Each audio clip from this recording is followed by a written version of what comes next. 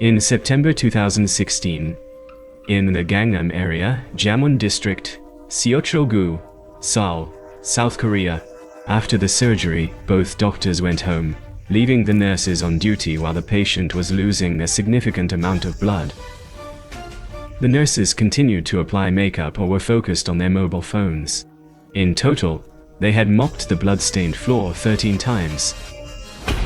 One thing that many people surely know: the beauty standards in South Korea have always been very high, with the rate of people undergoing cosmetic surgery being among the highest in the world. According to the International Society of Aesthetic Plastic Surgery, just by visiting South Korea and stepping into any subway station in Seoul, one can easily see advertisements for cosmetic surgery, often featuring before and after images of women remodeling themselves, accompanied by the slogan, "You can also become beautiful." And this is not just common among women. Men in South Korea also have a desire to improve their appearance, transforming themselves to become more refined. A study by the Korea Herald found that 44% of South Korean male students had undergone cosmetic surgery. Yeah, the victim in this case was one of them. Now, let's rewind to Friday evening, September 9th, 2016, when the phone of a man named T-Hung rang, and the voice on the other end asked, "Are you the brother of Kwon Dae-hee?" After T-Hung confirmed, the person continued with shocking news. "Your brother is in the emergency room. Can you come right away?" Upon hearing this, T-Hung was shocked. He had no idea what had happened to his younger brother that led him to the emergency room. Soon after, the voice on the phone assured him that Dae-hee's condition was not too serious. T-Hung felt a little relieved. On the way to the hospital, he thought that perhaps his brother had gotten drunk and gotten into trouble with someone. So he planned to give him a piece of his mind for this misdeed. However, when he arrived and followed the nurse's instructions to the bedside of Dae-hee, T-Hung was stunned to find his 25-year-old younger brother lying on the bed, barely conscious, with several tubes connected to him. IV fluids, blood transfusions, and a breathing tube. It was then that T-Hung realized that Dae-hee's condition was no longer not too serious, but extremely critical. Overwhelmed, T-Hung immediately called his mother, Lee Na-gyung. The mother, startled by the call from her eldest son, hurried to Chungang University Hospital as instructed. T-Hung directed his mother to the 3rd floor, where Dae-hee was in the intensive care unit.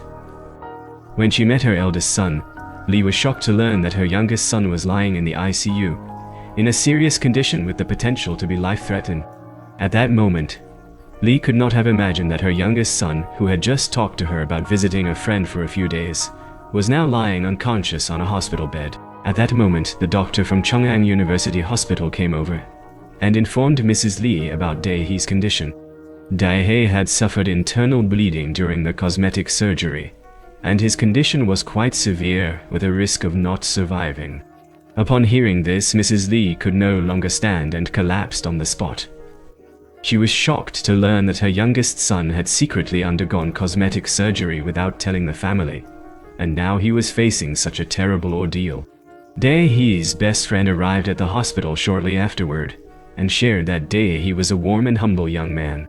Despite his academic success, his life seemed incomplete because he always felt insecure about his jawline. In fact, according to what Dae-hee had shared, since high school, he had frequently been teased by his peers about his facial features. As a result, when taking photos, Dae-hee always tried to angle his face to hide his jawline or use photo editing apps to remove the sharp angles on his face, which he felt made him look unattractive. It wasn't until Dae-hee was 25, after completing his military service and preparing to start work, that the insecurity about his facial flaws still lingered. Perhaps this time, Dae-hee made the decision on his own to undergo surgery to fix his jawline. However, Dae-hee's best friend tried to stop him. He told him that there was nothing wrong with Dae-hee's face, that it was perfectly fine. Nonetheless, Dae-hee remained determined. The surgery required a cost of over 6 million won. Dae-hee did everything he could, only eating one meal a day to save up enough money.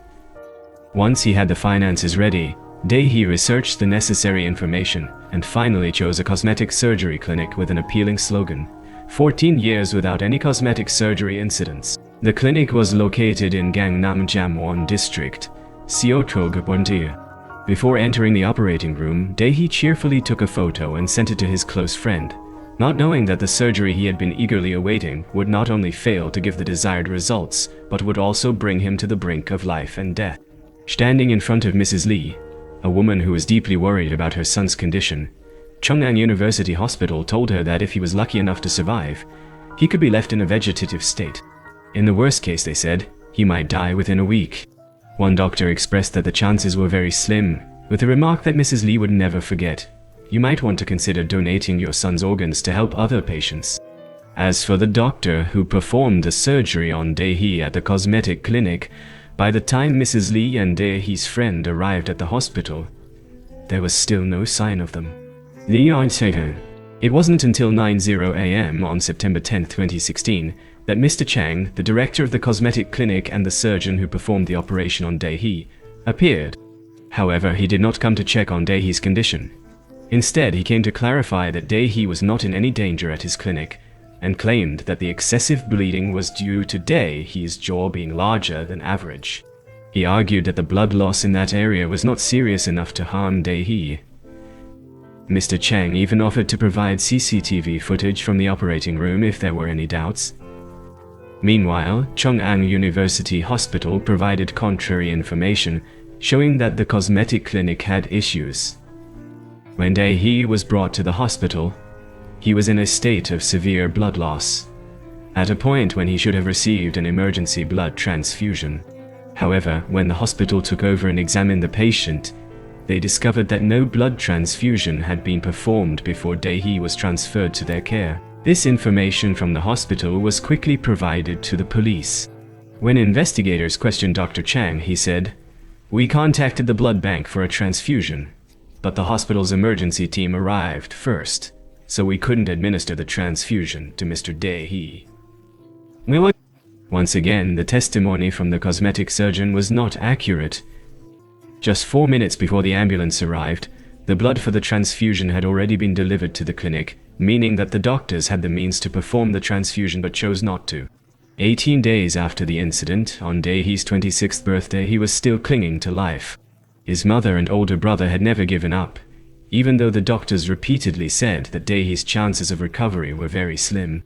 On his birthday, Dae-hee lay motionless in the ICU, with his mother and older brother holding a painful and tearful birthday celebration. On October 24, 2016, Director Chang visited Dae-hee again and stubbornly insisted that his clinic was not at fault. Not stopping there, even more brazenly, he blamed Chungang University Hospital and advised Dae-hee's mother to sue the hospital. At that point, Mrs. Lee, who was only concerned about whether her son would live or die, was furious and demanded that Chang not make the family's situation any worse.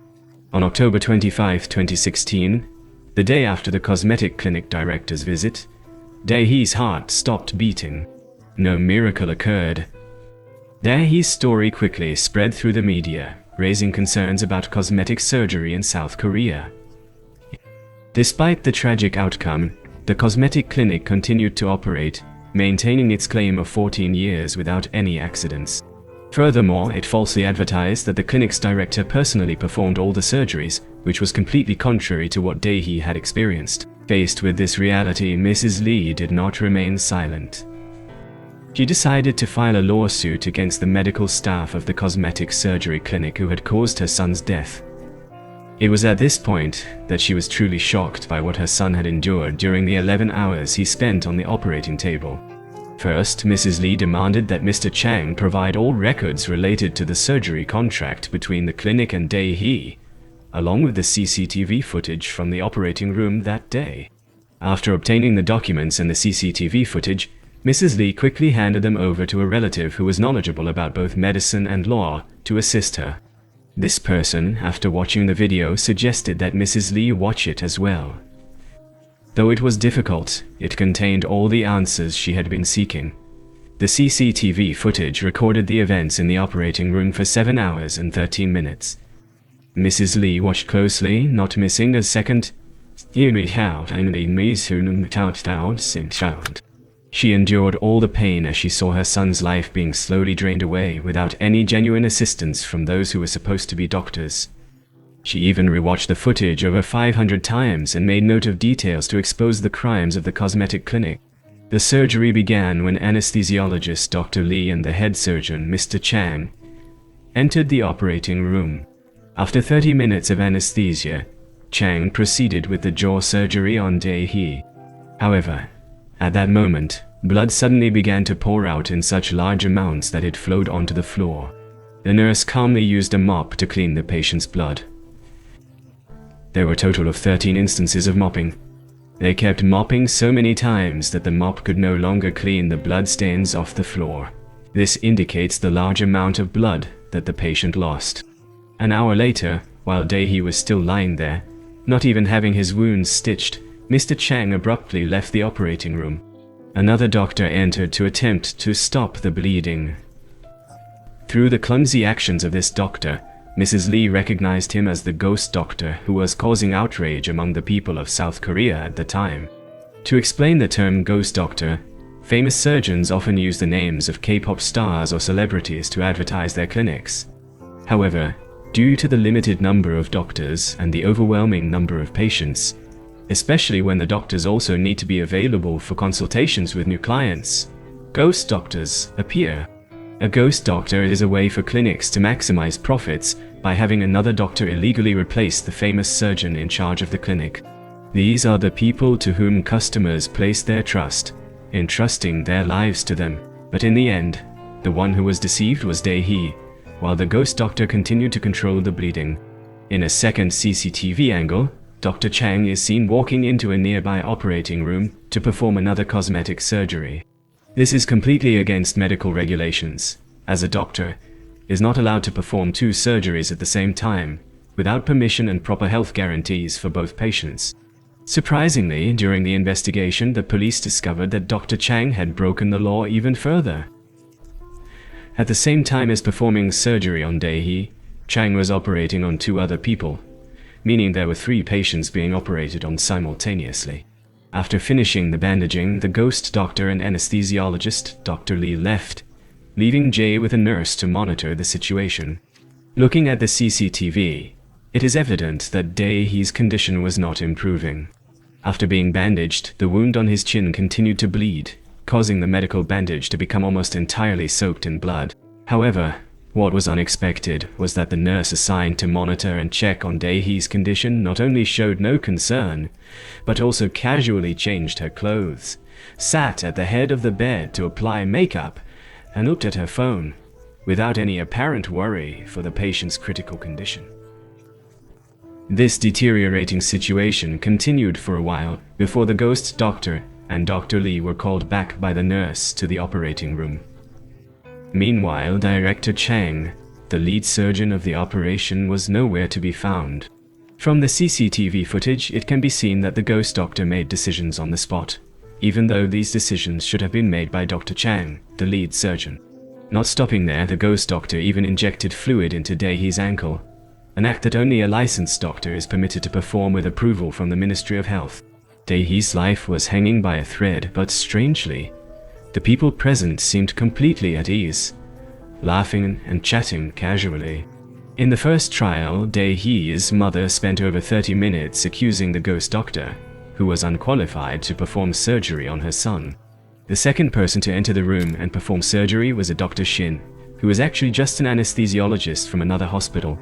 In response to accusations from the victim's family, Dr. Lee explained, "When an emergency situation arose and immediate action was required, I asked for the help of an anesthesiologist who is a friend of mine to ensure enough medical staff were available, with the goal of performing the necessary procedures for the patient as quickly as possible." Dae-hee's mother immediately rebutted, as she believed that Dr. Lee had exceeded the limits of acceptable assistance. He had been deeply involved in the surgery, as well as the transportation and blood transfusion for the patient. In addition, she also accused anesthesiologist Dr. Lee of unreasonable delays in the emergency treatment of the patient. When informed about Dae-hee's abnormal condition, Dr. Lee returned to the operating room at 22:40, but it wasn't until 11:27, nearly 47 minutes later, that he called 119. Shin, the director of the Kim Cosmetic Surgery Clinic and the lead surgeon of the operation, when asked if he knew who Dr. Lee, the ghost doctor, was, shook his head and said, "I don't know. The anesthesiologist at my hospital knows him, but I don't. But I think anesthesiologist Dr. Lee made a rushed decision in a critical moment for the patient's life." A foreign anesthesiologist, whom even the clinic's director didn't know by face or name, had such a significant impact on decisions related to blood transfusions and the emergency transfer of the patient. This was truly shocking news to the cosmetic surgery industry and to the people of South Korea at the time, especially to those who had undergone, were undergoing, or were planning to undergo cosmetic surgery. Expressing his view on the matter, Kim Sun-won, the former legal director of the Korean Association of Cosmetic Surgeons, said, "The patient trusts the surgeon and has undergone surgery at the clinic. But for an outside anesthesiologist to make decisions related to the cosmetic surgery procedure is unacceptable. Who is responsible? I don't understand why they were willing to perform surgery in such an unclear situation." This was not the only issue. Referring to the fact that 3,500 cc of blood was lost, which is about 70% of the normal amount of blood in a human body, far exceeding the lethal amount for surgery, and death from brain damage, remains a major question for many investigations and prosecutors in court. Not to mention, throughout the whole process, Dae-hee was never given a blood transfusion, even though the blood had arrived at the cosmetic surgery clinic 4 minutes before being transferred to the hospital. Regarding this matter, Director Chang told the family, "When the 2 blood samples were sent, I asked whether I should wait for the ambulance to arrive. Mr. Shin said yes. After that, the ambulance took the patient away." With this testimony, it seems that Dr. Chang and anesthesiologist Dr. Lee handed over an important decision regarding their patient to Mr. Shin, who was just an anesthesiologist at another hospital and had no role at the cosmetic clinic. In response to this situation, Mrs. Lee angrily spoke out, "I don't know why the doctors at the clinic let an outside doctor decide whether to give blood to their patient, especially when the patient was in critical condition." She added, "I even saw them, the people who are called doctors, standing there laughing arrogantly in front of a dying patient. Meanwhile, the blood that was sent to urgently save the patient was set aside and not given to our Dae-hee." In the trial, all medical staff at the clinic were indicted. However, Director and Dr. Chang, along with the ghost doctor, still denied any involvement in the manslaughter charge. Another strange aspect of the case was that the prosecutor handling the case continuously dismissed the accusations from the victim's family. He even failed to investigate thoroughly the cause of the victim's blood loss, and who was responsible for it. Feeling deeply dissatisfied, the mother submitted a petition to the Supreme Court opposing the prosecutor's indictment, claiming that the indictment was unfair. She began a solo protest in front of the court and the prosecutor's office. The police then transferred the case to the prosecutors with charges of professional negligence, leading to death and violations of medical laws. A doctor's license could be revoked if they were convicted under this law. But once again, the prosecutors dismissed the charge of medical law violation, claiming there was insufficient evidence, even though it was clear to everyone that an anesthesiologist participating in medical procedures without a valid medical license was a violation of the law. 1920. Not giving up, Mrs. Lee sought evaluations from professional agencies, and 6 organizations provided 12 assessments confirming that the cosmetic clinic's actions violated medical laws. However, the prosecutor still refused to accept these results. During this time, she also discovered a painful truth. The prosecutor handling the case and the clinic's lawyer were schoolmates and had even studied together at the Judicial Research and Training Institute. Since the case could not proceed without an indictment, she filed a petition for judicial review, hoping that the court would order the prosecution of the suspects. The chance of success was only about 0.3%. Amidst these difficulties and despair, every day she visited her son's grave. The mother could not hold back her tears each time she prayed for her son's help so that she could continue her fight for justice. Despite everything, Dae-hee's mother did not give up. Day after day, she persistently protested on the streets in front of the courthouse and the prosecutor's office. After 416 days of her solitary, tireless protests, a miracle finally occurred. In May 2019, the court ordered the prosecution of the suspects, as requested by Daehee's mother. During the trial, the court accepted the charges of violating medical laws and manslaughter against the clinic's medical staff. The judiciary recognized the pain and suffering of the mother, but they only sentenced the hospital director to prison while imposing fines on the other doctors. Daehee's mother did not accept this and continued to appeal. In 2020, the appellate court imposed a heavier sentence than the first trial, but this time the medical staff, although acknowledging the truth, still refused to admit their negligence and filed an appeal against the victim's family. Additionally, the family of Daehee received a compensation payment of 430 million won, based on the assumption that Daehee would still be alive and working until the age of 65. It wasn't until January 23 that the Supreme Court issued its final ruling. The judges confirmed the guilt of the defendants. Accordingly, the surgeon, Dr. Chang, was sentenced to 3 years in prison and fined 10 million won. The remaining medical staff received suspended sentences, including the anesthesiologists, Dr. Lee and Dr. Sinand. The 7-year battle for justice by the mother may have come to an end, but her mission was far from complete. Specifically, while sorting through Daehee's belongings, his mother discovered a piece of paper with 2 wishes written by her son when he was alive. One of them read, "Leave a mark on the world with my name." Determined to fulfill this wish for her deceased son, Mrs. Lee became the head of an organization supporting victims of medical accidents and advocating for the mandatory installation of surveillance cameras in operating rooms. Her tireless efforts eventually paid off. On September 25, 2023, a law mandating the installation of surveillance cameras in operating rooms in South Korea was established. The Great Mother had finally fulfilled her son's wish by leaving her name in the world. As for the clinic where the incident occurred, it is highly likely that it will continue operating, albeit under a different name. This is because cosmetic surgery clinics involved in scandals often simply change their name and continue business as though nothing ever happened. This means that if you plan to visit any aesthetic clinic, you must be extremely careful in your research and not hastily trust your safety. The operating room is a closed environment, making it difficult to expose what happens inside. Even now, someone may be undergoing surgery in a cosmetic clinic under the hands of a doctor without a valid medical license. Due to ongoing issues in supervision and management, the problem of illegal cosmetic surgery continues to persist, not only in South Korea but also in many other parts of the world.